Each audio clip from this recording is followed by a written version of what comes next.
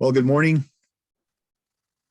Good morning. Good morning, folks. Greetings. I'm James Rawlingleaf.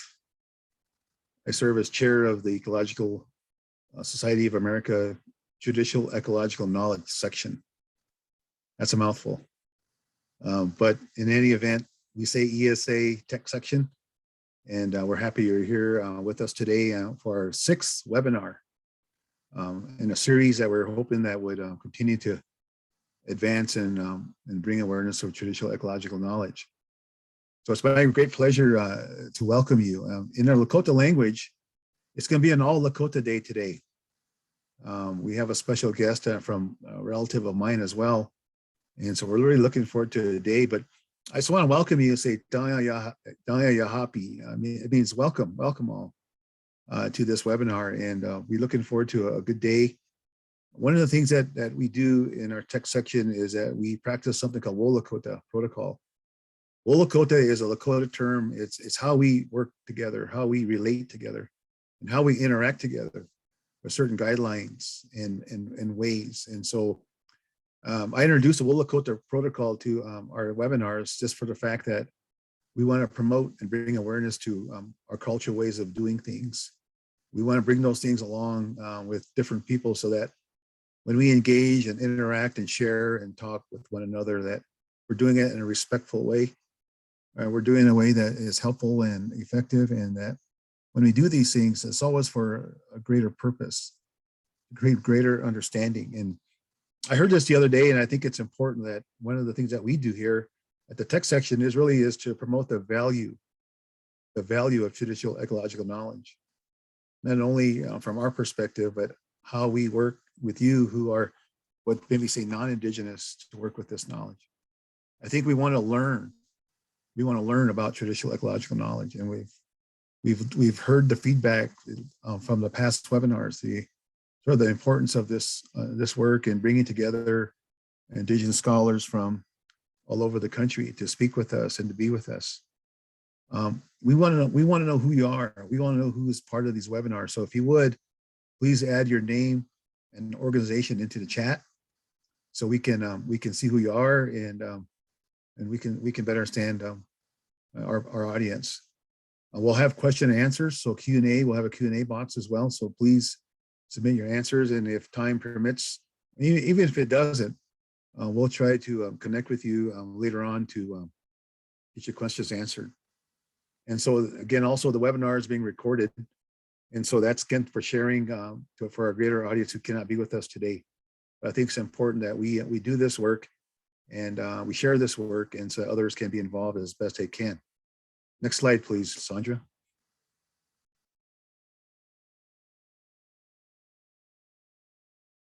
So we're happy to share a new effort at the TEK section. This is Dr. Lydia Jennings. What you see on the screen, this is a screenshot from our webpage, the tech section webpage. So I encourage you to go visit our webpage. This is a new project. Dr. Jennings came to us several months ago asking to support the tech section and how she might do that. So we're raising funds. We're raising funds for students to participate in ESA activities, national meetings, and maybe even scholarships. So please visit the webpage, our webpage, go to there, and how you feel about it. If you feel moved or compelled to support it, please do so. And also please share it with your colleagues across our ESA community, but also in your community as well. So please do that. Thank you. Next slide. So we're really happy, and I'm really glad to bring Joseph G Zingoff to you today. As I said, all Lakota, all the time, every day. I tease him a lot because we're Lakota, and we're really happy that he's here with us to talk about Indigenous values and the preservation of Western democracy. As the screen says, Joseph is a doctoral fellow at Arizona State University. As I get to know him, he's also part of our tech section leadership team, and he's been really great to work with. And we're really looking forward to a good day with Joseph. As you see his bio, what's really interesting to me is that he is working in academia, but also has a great vision to bring that research, that knowledge back to our tribal nations, and to work on issues of importance to tribal nations. And we need people like Joseph in academia, who has the knowledge and the wisdom and even the vision again to make that work relevant to our tribal nations to advance ourselves, especially in terms of Buffalo. You see that Buffalo picture in the back of his background. That's good stuff. And so with that, Joseph, I'm going to turn it over to you. So thank you for being here with us.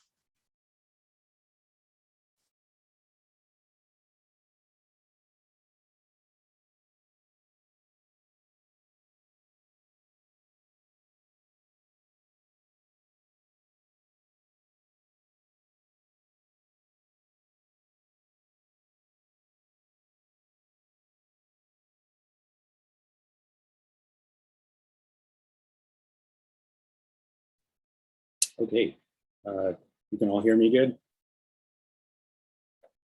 Yeah, okay. Yes. Sounds good. Okay, so thank you for that introduction, James. James has been an excellent mentor and a wonderful cousin to me. I'm going to introduce myself first in a traditional manner, and then we'll get started. Chantewashi na Joseph G Zingoff na Chiapi na Chiasapa Lakota Oyate. I am Joseph G Zingoff.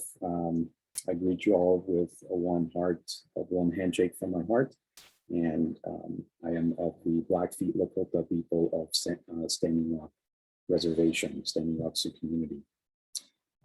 So today I wanted to talk about a topic that hopefully is of importance to all of us. I hope it is, but kind of like James said, my heart is always back home with my people. So my efforts at pursuing a PhD to me is simply a tool to be able to gain certain skills that I'll need to take back home and serve my community, but also not just decolonize what's happening back home, but also indigenize what's happening elsewhere. And so this is an effort.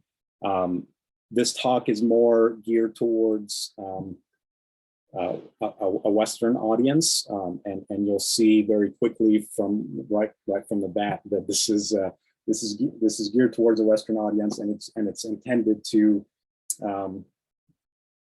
help us all to kind of think about democracy in a different way, right? Perhaps than what we've been taught, either through our school systems or other means. So we begin by why is democracy important? Why should I care at all about democracy? And essentially, it comes down to prior and informed consent, something that we talk about in Indigenous communities, and Indigenous scholars will talk about this concept quite often. And of course, scientists who work with any human population talk about prior and informed consent.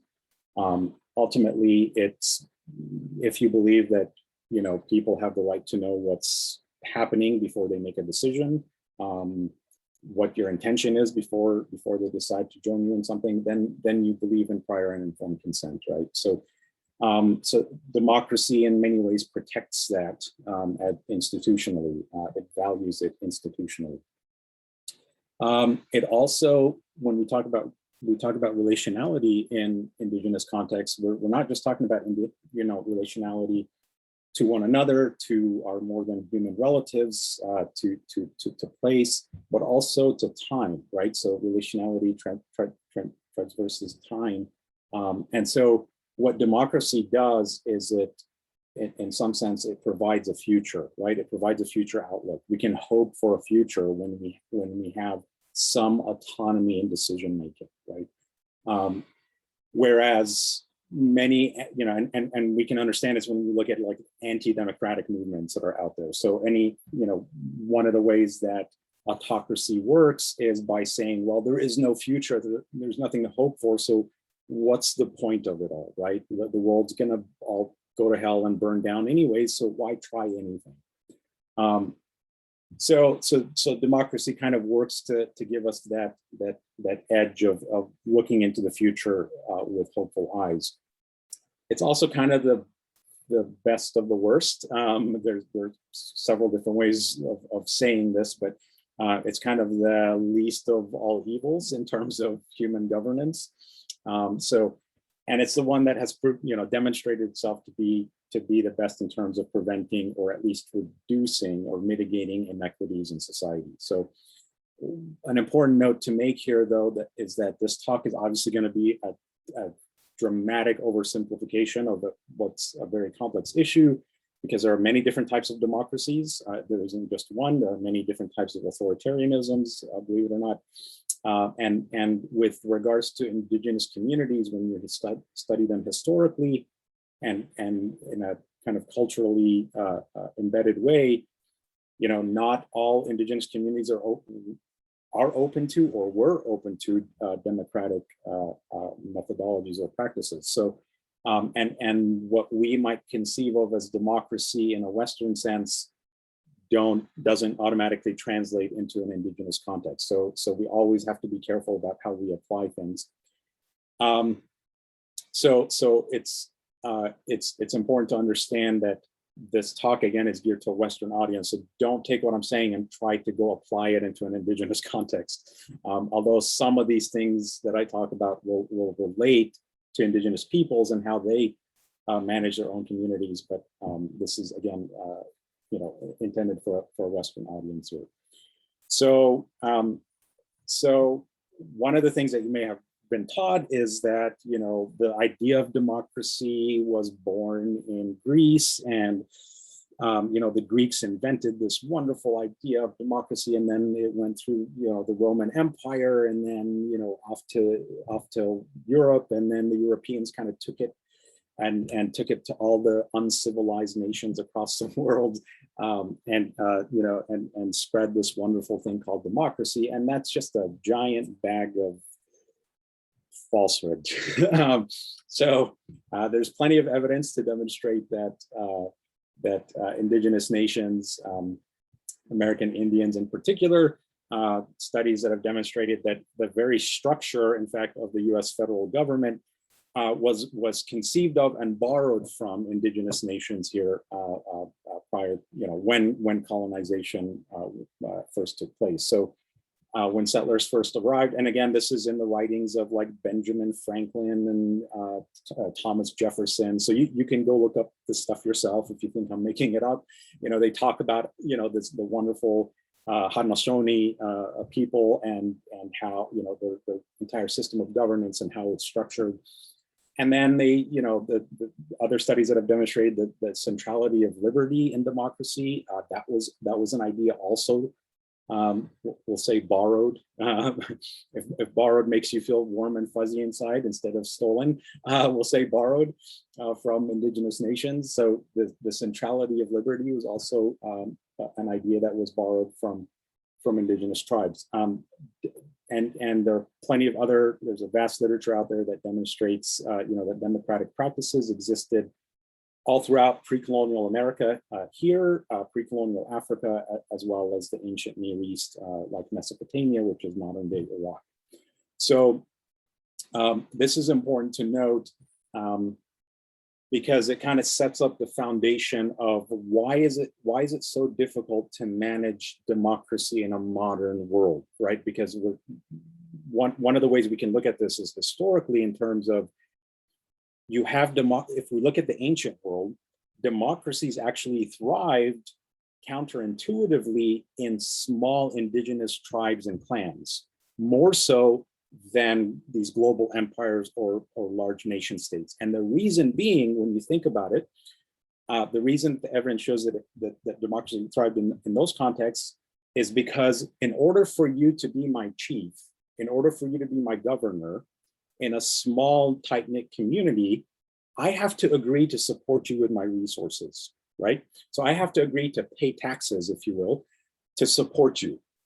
Whereas when you have a vast empire, if you don't pay your taxes, they just come and kill you, burn your village down, and take your land and take what they think is owed to them anyways, right? So taxes are a matter of law in giant empires and nation states, whereas in smaller tribal communities, true democracy was able to flourish precisely because in order for you to rule me, or to rule over me, I have to give you that power, right? I have to share that power via resources or otherwise. So is democracy in decline now? We have to address that question. And the answer to that is, duh, where have you been? But there is more data to share here. So first of all, we need to address the idea of the US as a democratic nation. If you understand what democracy is, the US has never been a democratic nation.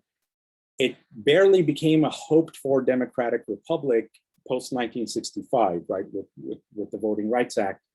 So if we say something is democratic, it needs to be democratic for all, right, not just certain folks. And so but the issue is there's a lot of chatter and noise in the news, especially recently, about voter suppression and how voter suppression is happening now and you should pay attention now. Voter suppression has been happening since the day Black and Indigenous peoples were allowed to vote. It's been happening ever since. And just because a law has passed doesn't mean that there was actual implementation of the law. So, Native peoples were allowed to vote sometime in like 1956-ish. But to this day, I mean, I live in the state of Arizona, and like there was ideas of like making my tribal ID no longer a valid form of ID to vote, right? I can go anywhere with my tribe. If I'm pulled over by a police officer, I show them my tribal ID and they say, oh yeah, cool, that's a perfectly valid form of ID. It always has been. And all of a sudden the state of Arizona wants to say, no, that's an illegal form of identification. So this kind of suppression has been going on forever, and it continues to this day. And of course, I think it was in 2013 that Shelby versus Holder went to the Supreme Court, and basically where the Supreme Court decided that states with a history of voter discrimination don't have to seek federal approval in order for them to change election laws. So that opened up the floodgates for a lot of states since then to implement even stricter voting laws that disproportionately impact people of color. So what about internationally? What's happening internationally? Where if you consult Freedom House, Freedom House is an organization that is US based, that monitors democracies and what's happening democratically across the world. And what they show here in this particular graphic is that over, say, the past 14 years, the number of nations that where there was a decline in democratic practices was always higher over the past 14 years than the ones that improved in democratic practices. So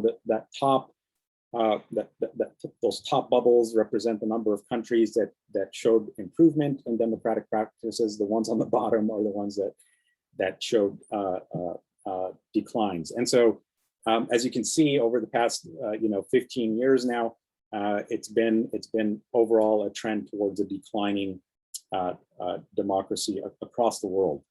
The U.S. in particular, again, this is a U.S.-based organization, so if they were going to fudge anything, they would fudge where the U.S. lies on the scale, and the U.S. has dropped by about 8 points,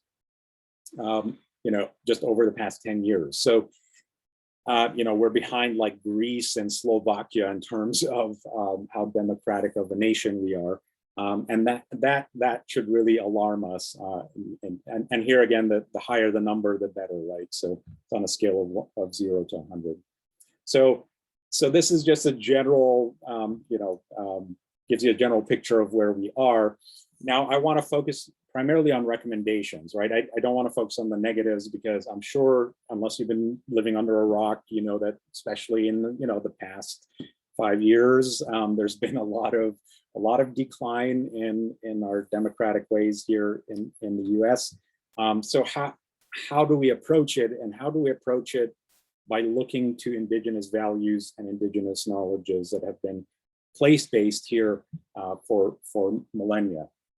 So the first thing is to develop local communities, right? So going back to my point about how democracies thrived, primarily at the local level, how do you do that in a Western context where you have, multiple ethnicities, multiple, cultures and languages and priorities all coming together? Well, the way you do that is you start with the individual, right? So you begin, I was talking to a colleague earlier today, and decolonization begins with me, right? So I look to all the ways that, that I've been colonized by, ideas that are not of my people's and priorities that are not of my community. And one of those things is how we've all become separated from one another, where most of us don't even know who our neighbors are. We hardly ever see them, if anything, let alone talk to them or know their names or invite them over or any of those things. So, my first recommendation is go knock on your neighbor's doors, and you're going to see this alienation slap you in the face when you try to do this, right? You're going to be in a very uncomfortable situation when you go knock on a neighbor's door and say hello. Hey, my name is Joseph. I'm your neighbor. I just wanted to introduce myself. And they look at you like you're a three-headed alien that just landed from Mars, because it's like, who the hell does that, right? Who on earth does that? And sometimes people surprise you over the course of time as you continue to show them goodwill. They come around, but many times people remain suspicious, etc. But at the very least, you're attempting to develop some sense of a local community. Share your skills, share tools, share knowledge with your neighbors. Develop a place-based value system that guides community behavior. So it could be, hey, we need more parks in our community, right? So I might knock on neighbors' doors. I might say, hey, I'm a plant scientist, right? Or I'm a water ecologist or whatever. And, or I care about food and food security. Let's get a group together that goes to the city and tries to put up a garden in for our community or something like that. Start to form place-based community-based systems that allow for progress and that bring together collective power, people power, right? And then, speak openly and often about your values as a community, right? You want to spread that message frequently about what you stand for as a community. So whether you're the spokesperson for, the food security committee or the whatever, you need to come together within your neighborhood environment and say, hey, what are we standing for as a community? Are we inclusive? Are we open to people, wanting to express their artistic endeavors and values, et cetera, et cetera. What are we standing for with regards to our values? And values are unchangeable, right? So part of the reason why democracy is failing is because people see it as this flimsy thing that comes and goes, that, based on what administration happens to be in power today, right? So one president comes into office and he reverses what the previous president did, and then I'm sure whoever comes in next will reverse that guy's. So values are based on truths and lived experiences, and so they should traverse time and community fluctuations, et cetera, right? And your legislation, your regulations within community context should be based on those values. If I say I value gender equity, then I always value gender equity. It doesn't, that never changes, right? And do this in every context. So if you're, do this at home, do this with your neighbors, do this at work, right? Develop that community-minded mindset wherever you go. And eventually what will happen is you won't have to carry the burden by yourself all the time.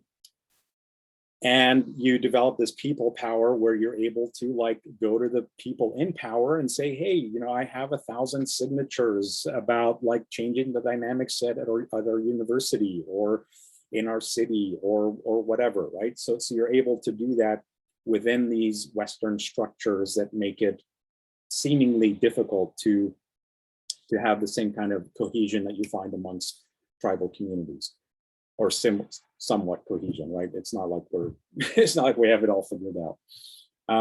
So what about governance and decision making? Well, you know, get involved yourself in local politics, right? I mean, if you're hoping for democracy, you need to understand that democracy is government by the people, for the people, by the people, for the people. So unless you get involved, you're not going to have democracy, because democracy involves you, right? Yes, you have to be involved in this process. Well, how do you do that when you have, you know, 3 kids at home and a full-time job, et cetera, et cetera? Well, you also have to demand time back from your employers to actually be involved in this democratic process. And again, if you've developed that people power at your workplace, you can simply go to your university president or whoever your boss is and say, hey, look, like we're all asking for this time off to go vote. We're all asking for this time off to go, you know, to local councils or meetings that we need to be at. This affects us directly. And then here's the part that may insult you. Understand, when you learn about how the human brain works and processes information, you start to learn that we're not as sophisticated as we all think we are.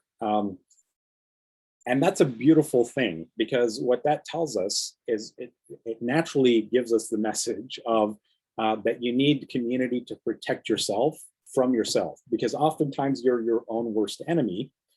As is evidence, I mean, we look at people who, like, you know, to the dying breath deny that COVID-19 is a real thing.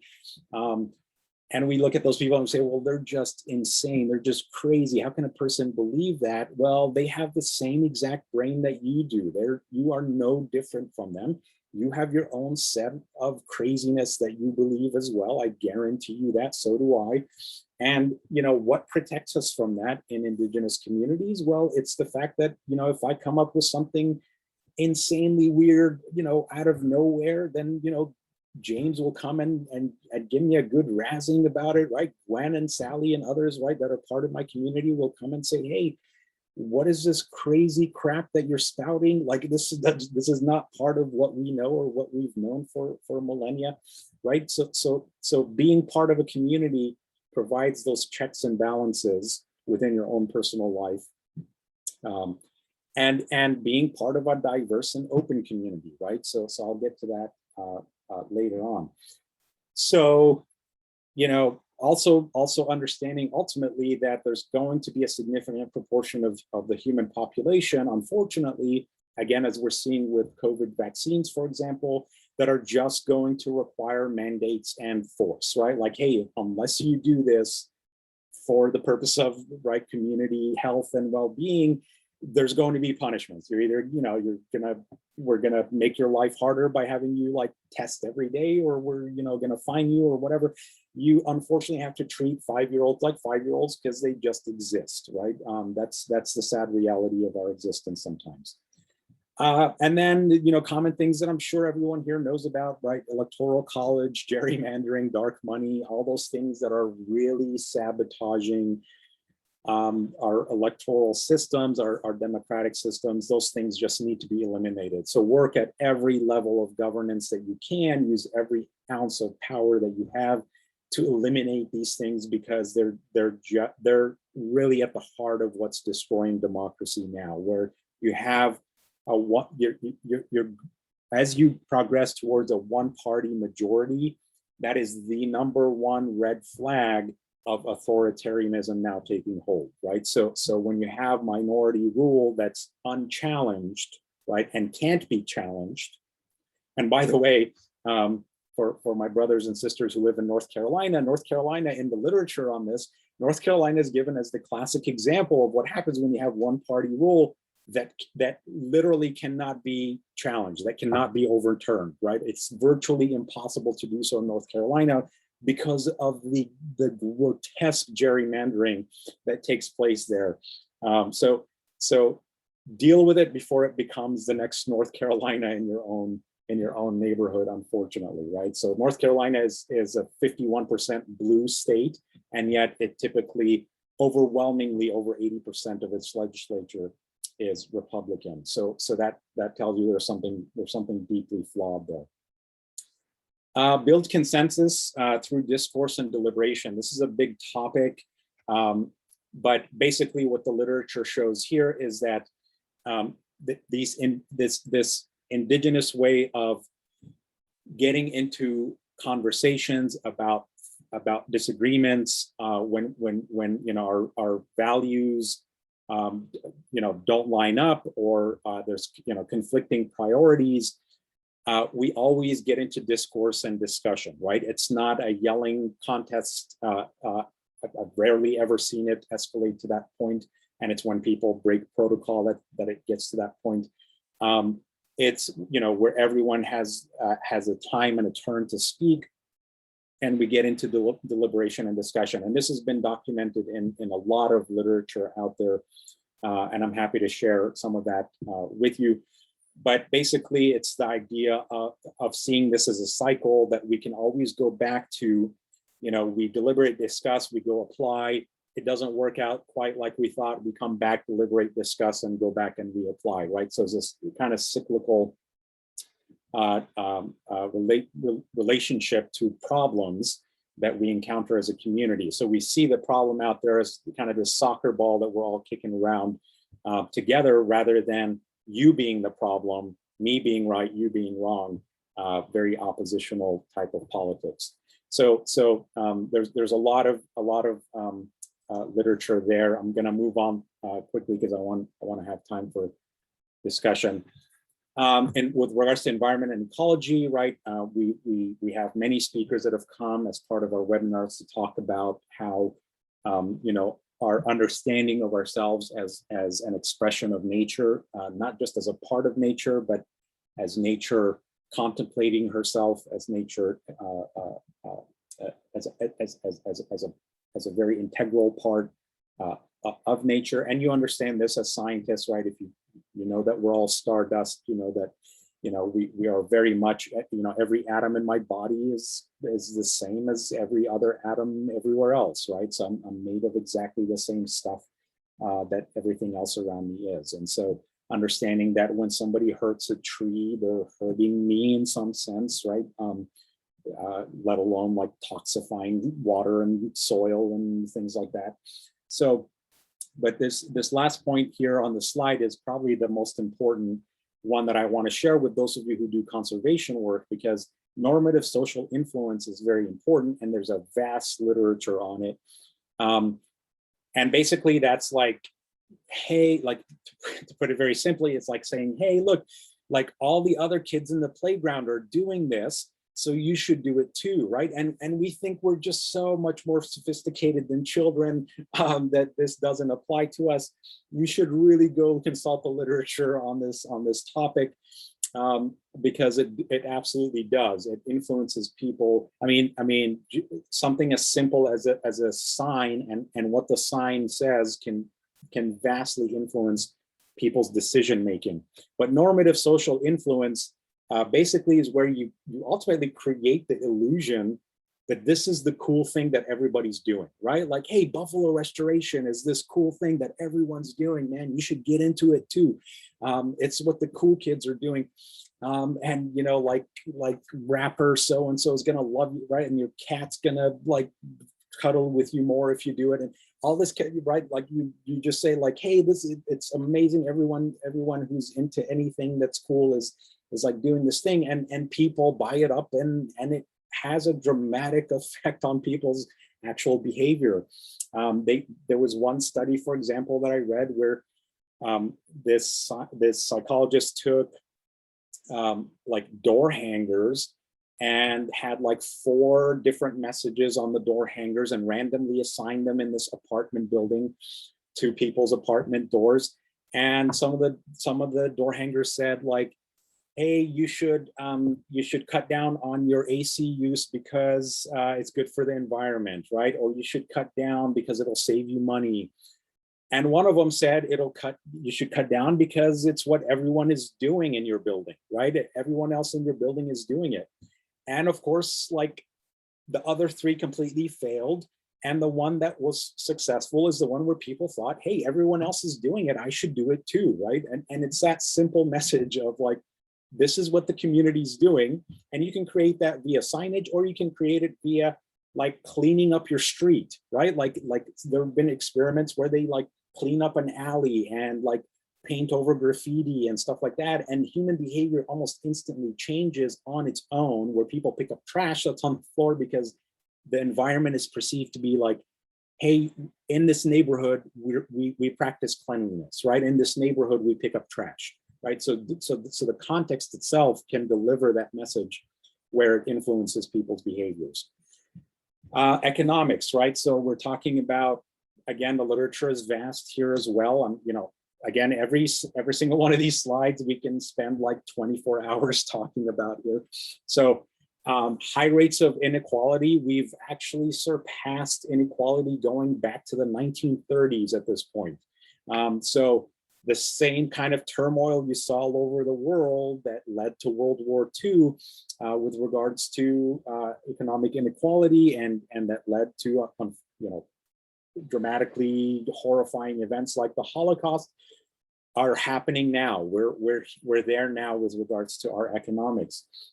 There's a great book that was written on the decline in democracy in rural communities, and that has to do with how we managed our food system over time, and how ranchers and farmers lost their ability to have any voice in their own livelihood.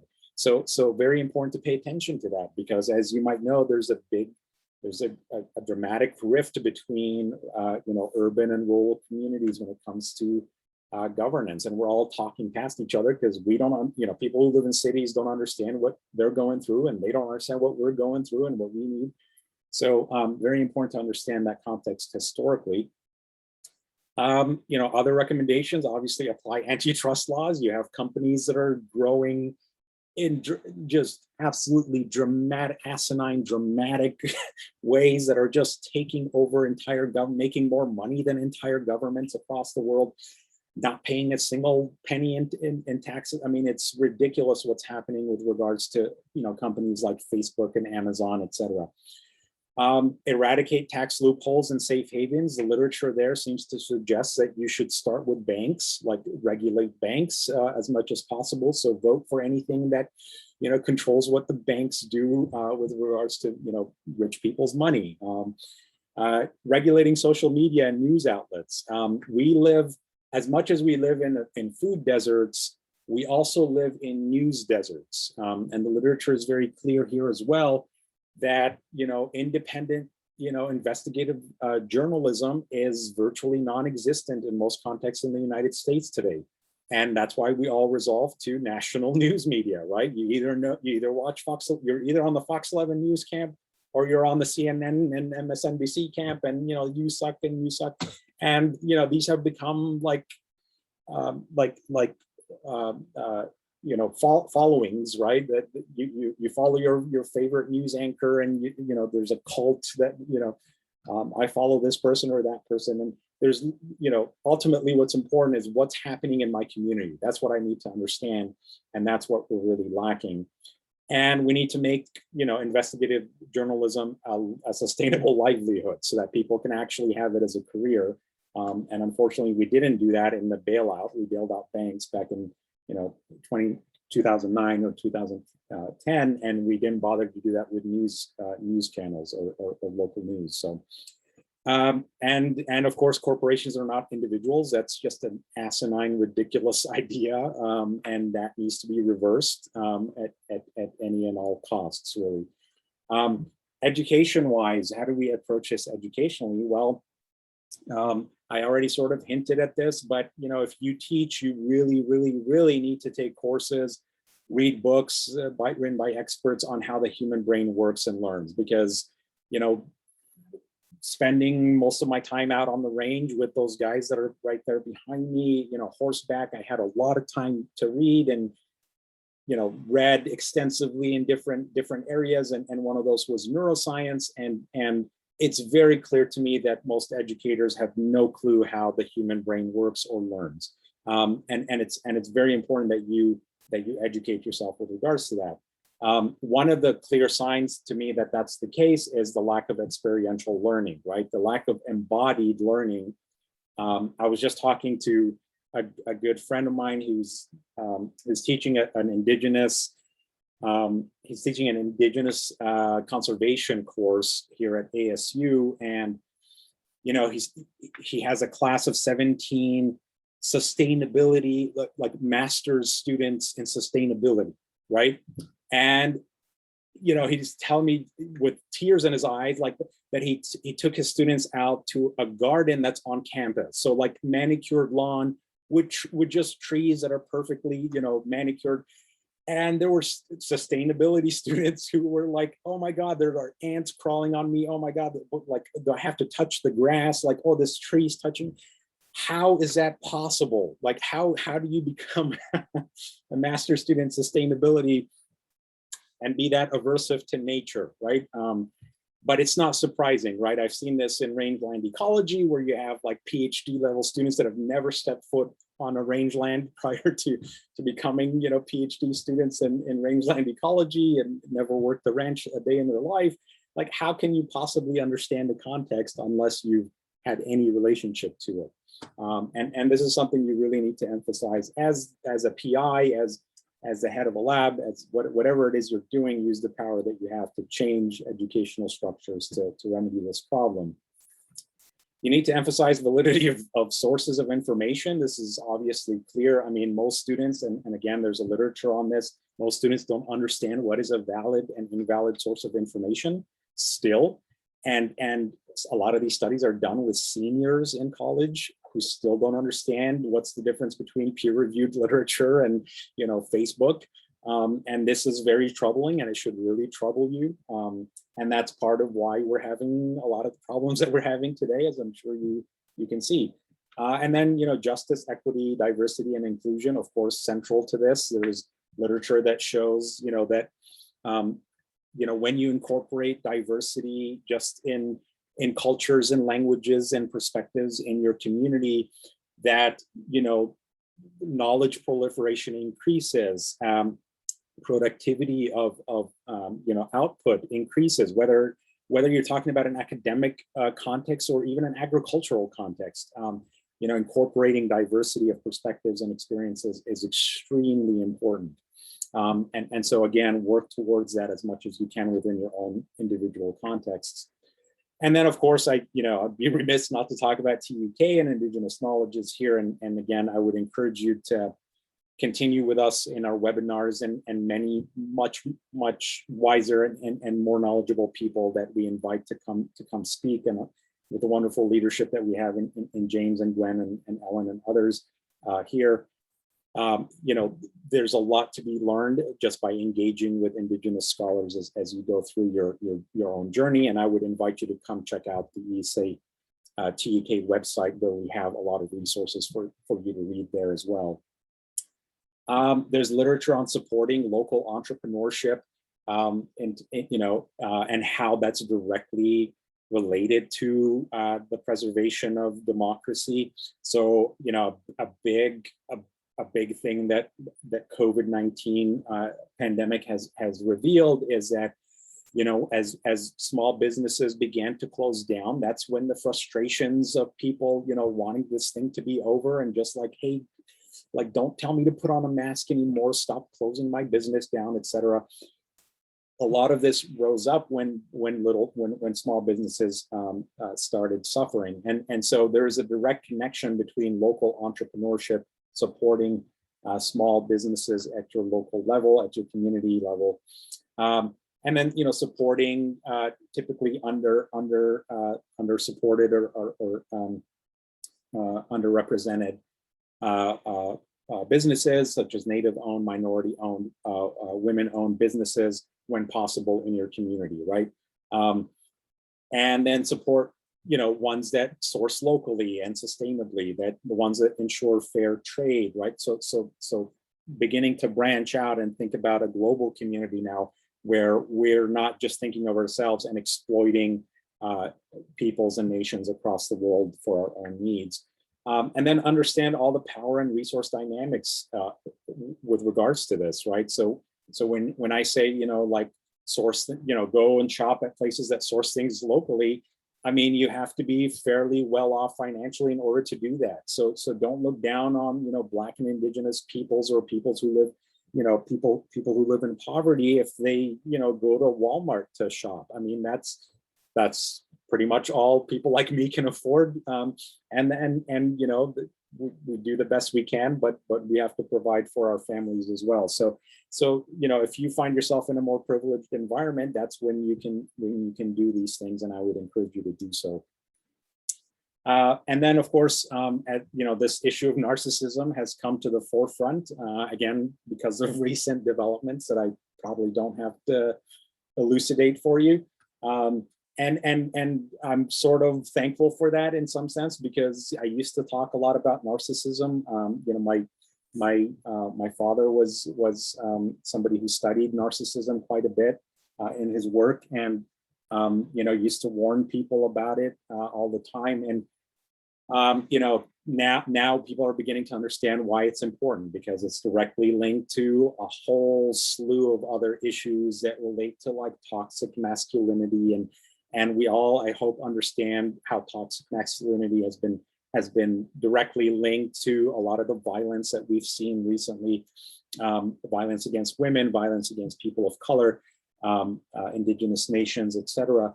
How do we approach narcissism? Well, narcissism is ultimately, when you look at it scientifically speaking, it's the lack of an identity, right? Somebody like, a Donald Trump, who's an extreme narcissist, is you might say, well, he's so arrogant, he's so full of himself. Ultimately, he doesn't know who he is. Ultimately, he has no sense of identity. He has nothing that grounds him, right? And that's what a narcissist is. And so a narcissist has to it's kind of a reactive way of being in terms of being a defense mechanism. It's self-protective in terms of, I feel inadequate all the time. And so the way that I deal with that is by embellishing my abilities, right? So I am the savior. I know everything, right? I know healthcare better than anybody. I mean, you have no idea. How do we approach this? Well, you have to start very early on with regards to remedying narcissism, or at least preventing it from developing. And you can read the points that I have up here. Things like corporal punishment, folks. There's a tremendous amount of literature that's a very bad idea. Very bad idea to teach especially little boys to approach problems through hitting. That's ultimately what you're teaching a child when you punish them physically. Social media is a horrible, horrifying thing for narcissism, the development of it, as well as I'm sure the development of very poor self-esteem and other things. So do the best you can to shelter your children from those things. And I want to tell a brief story about a good mentor of mine who I met through my father, and that's Dr. Medina, who I cite down here. He wrote a book called Brain Rules, which is really, really great. And he's an amazing professor and developmental scientist. And he says, when he was a child, they asked him once how he became a scientist, right? And he said, when he was a child, his father left the house when he was young. So he lived with his mom and his grandmother. And, when as a typical child, he would go to school and learn about dinosaurs, and he'd come back and tell his mom and his grandma all about dinosaurs. And, then he'd go to sleep and he'd wake up in the morning and there were cut out boards of dinosaurs and inflatable dinosaurs in the corner. And right, mom and grandma had essentially shown him that what he cared about, they also cared about, right? So then he would go to, right, as a typical kid, he would go to school and like learn about like the solar system and completely forget about dinosaurs, right? So all the dinosaurs would come down, right? And mom and grandma would like sit with him and like make, collages and put up posters of the solar system and whatnot, right? And to me, that's just a beautiful story about how you empower children, how you empower youth with ultimately what Indigenous peoples have known for millennia, and that is that transgenerational communication of knowledge, right? The love of relationality, the love of wisdom, translated from one generation to another. And ultimately what you're doing is you're confirming the identity of the child. You're saying, hey, what you care about, I care about too, right? That's how, instead of saying, oh, I love you, and showing off how much you love your child by buying them crap, the most meaningful thing that we think back to, the most meaningful thing I think back to is how my elders and my loved ones, like, took me on outings and taught me about, I remember, how grandfather like taught me about the buffalo and first introduced me to them, and etc. So it doesn't take much to be a good parent. It takes a whole lot to be a bad parent, and it's very expensive to be a bad parent. But it doesn't really take much to be a good one, or a good elder in the same way. So, and then finally, build international coalitions. Again, think more broadly and open up to the idea that, hey, like we're one society amongst many, and if we're gonna try to balance this, like having something that naturally develops in local tribal communities, right? Having something that develops at a smaller scale, i.e. democracy, but have this ginormous empire that is called the American Empire. How do we do that? Now we're in this difficult situation where democracy naturally fails when you have these giant empires, where you have to try and manage peoples that are like this giant hegemony of heterogeneous collection of cultures and languages, etc. How do you do that? And one way you do it is by thinking internationally, right? Developing international coalitions amongst other democratic nations and making sure that you show reciprocity, right? Another Indigenous idea here, that if they show support for you when you need them, that you show support for them when they need you. And of course, geography. So like forming allies, finding allies in strategic spots across the world, and again showing that relationality and reciprocity with those nations in order to kind of have strategic places. And that's it. That's my clock is telling me to stop and take questions. So thank you for listening. Well, Wopila Tanka Ichichiapalo, Joseph, for sharing what you did with us, and really appreciative of your deep thoughts in terms of our form of government, how we do make decisions as people, and also you're touching on the sort of Indigenous perspective on governance and our role in that. So let's take some questions here for Joseph. The chat is open. The question and answer box is open for questions for you, Joseph. I'll just kick it off. So I think that, my question, I guess, maybe is, you presented some, some big ideas and kind of where we're at as a nation or as a society. You as a scholar now and a PhD student, working with us at ESA, what role does organizations like ESA play in all the thoughts that you shared with us? I mean, this is a nonprofit, a national, international body.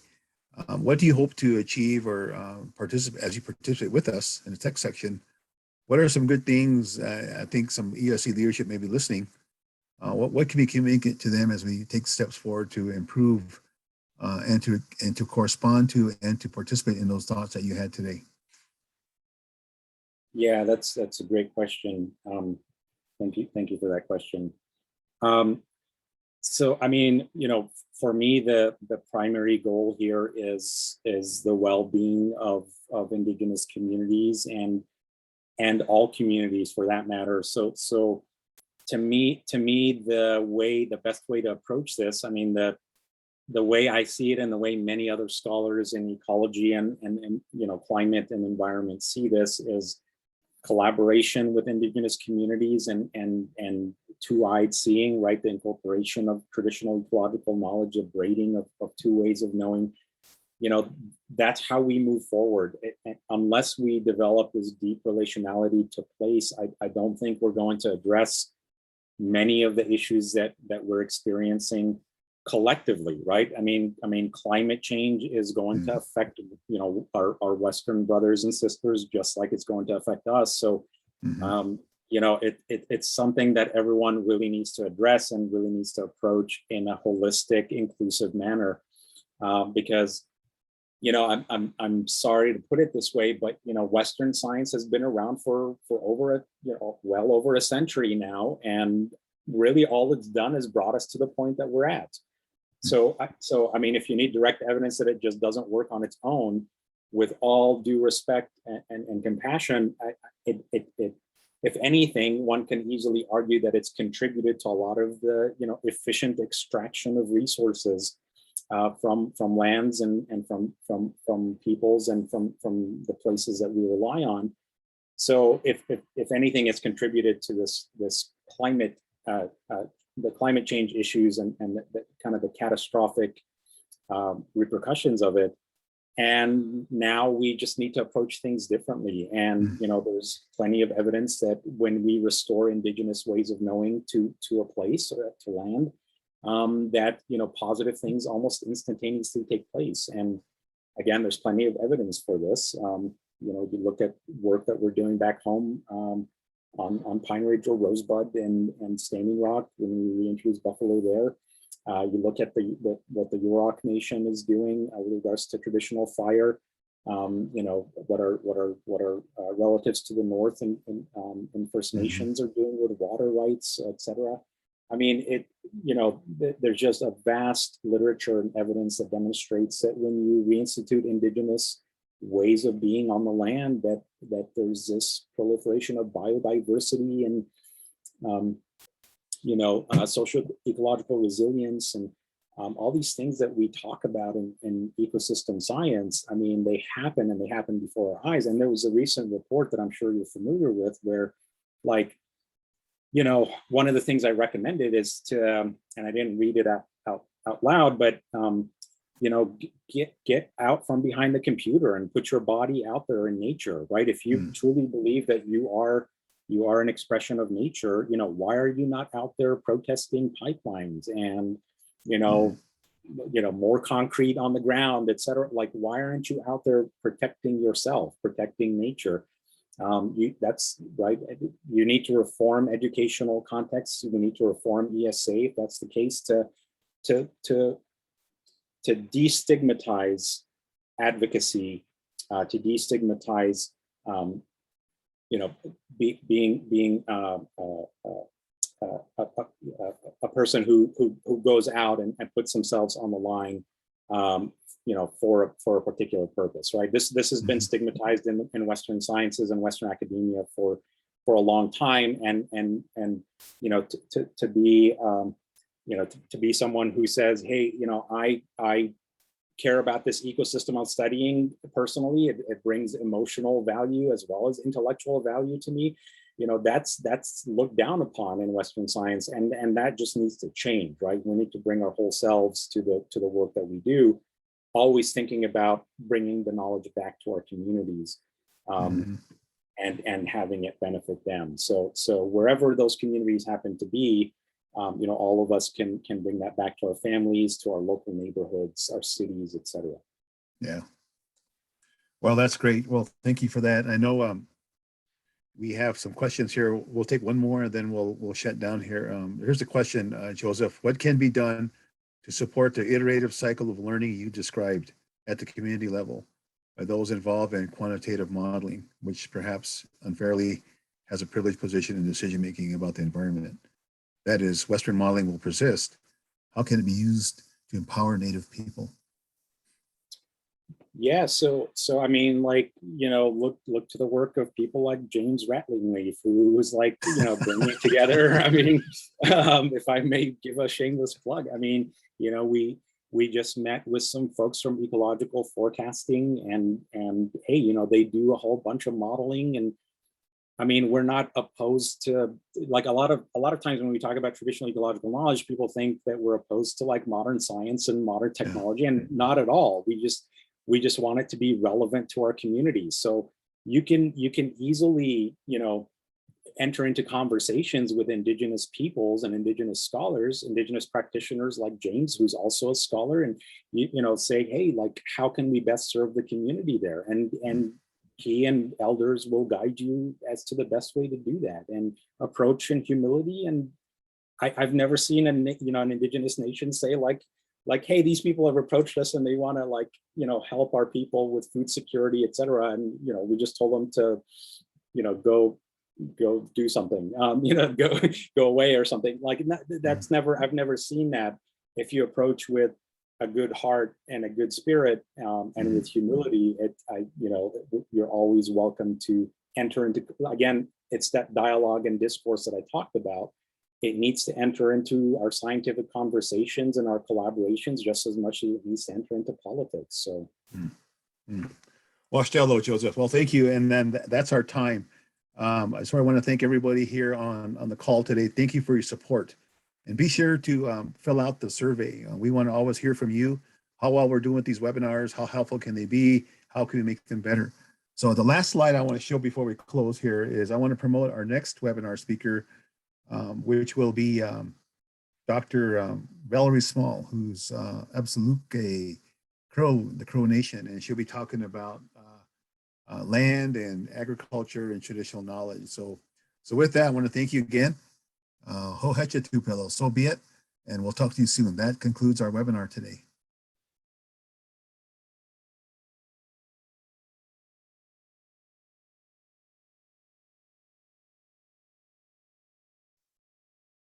There's no option for applauding. No applause necessary. Good job. Good job, Joseph. Well done, brother. That was great. Thank you. Well done. All right. Well,